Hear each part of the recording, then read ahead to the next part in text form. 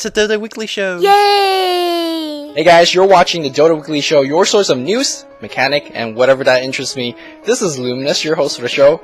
Let's get right into the news. First big piece of news, and you guys felt the effect of it, is the non-disclosure agreement, or the NDA, of Dota 2 has been lifted.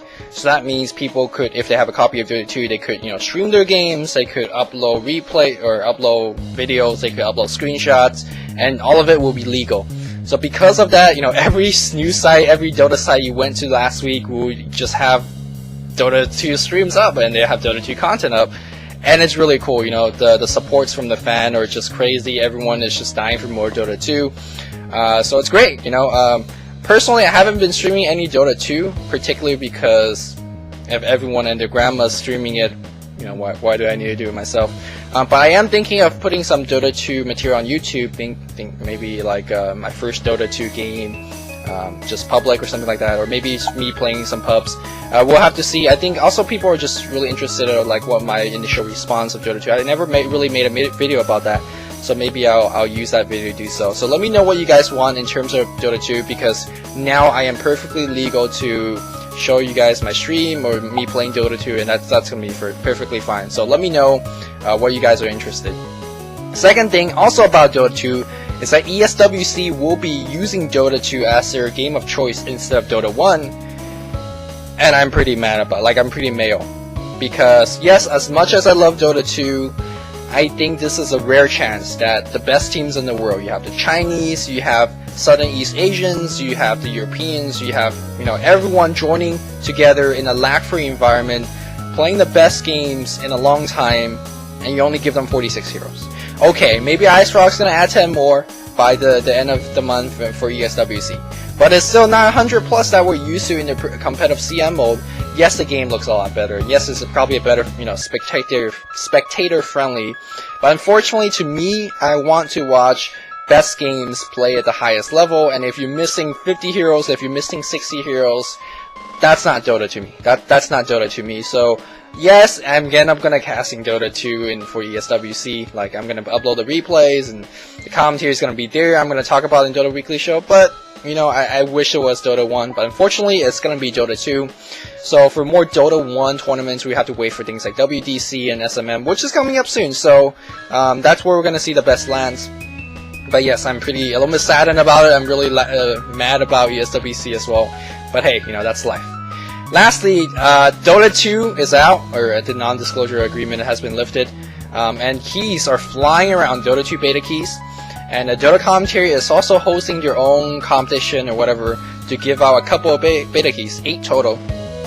And unfortunately, I was gonna say, hey, there's a 5v5 tournament, you could win 5 beta keys there. That's what I was gonna say.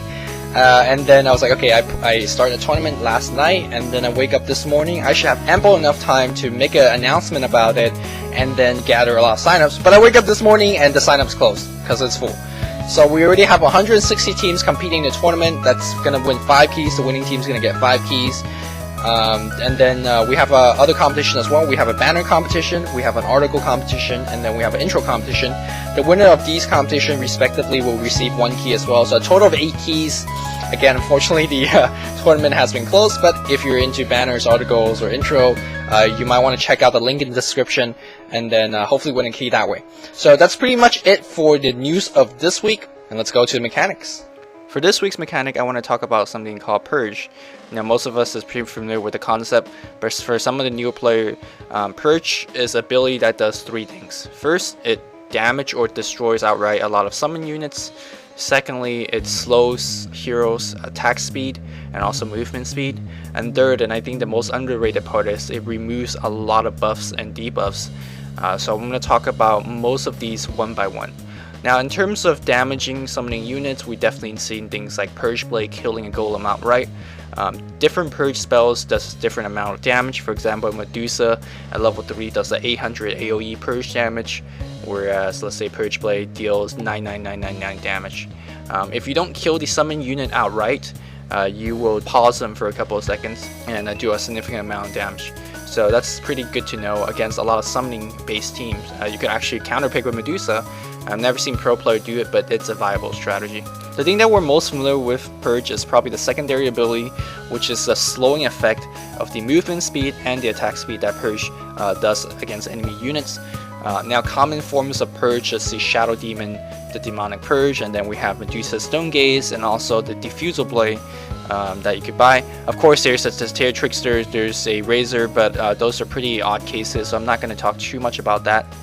Now, how Purge Slow actually works is it brings you to a very low base attack speed or movement speed, and then over time you slowly regain the movement speed and you regain the attack speed. So for the sake of discussion, I'm mostly going to focus on movement speed, but you could definitely apply this to attack speed. Now, especially for Stone Gaze and Demonic Purge, as you upgrade these spells, they have a different update frequency. Again, what an update frequency is, you get your attack speed or movement speed brought down to the base level, and then you slowly update over time. If you have a level 3 Stone Gaze, you have an update frequency of 5. So basically every second you get a little bit of movement speed back. For a level 1 Stone Gaze, you have an update frequency of 2, which means that in a full 5-second duration, you only get your attack speed and movement speed upgraded in 2 times. So let's look at the numbers a little bit, because this is actually a little bit mind-boggling, at least when I looked at it. For a level 1 Stone Gaze with the update frequency of 2, you start out, let's say for example, with the 350 base movement speed.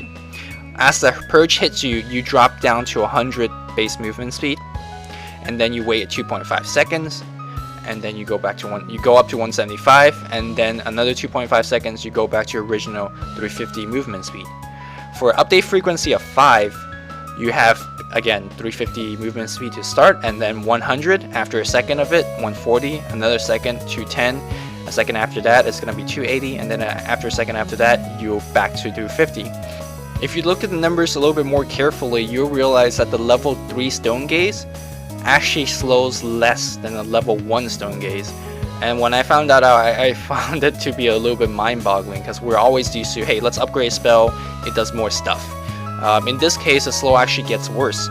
So if we look at, let's say, 2 seconds into a Purge, and we compare it from a level 1 Stone Gaze to a level 3 Stone Gaze, 2 seconds into a Purge, the enemy unit of a level 1 Stone Gaze will be still at 100 movement speed.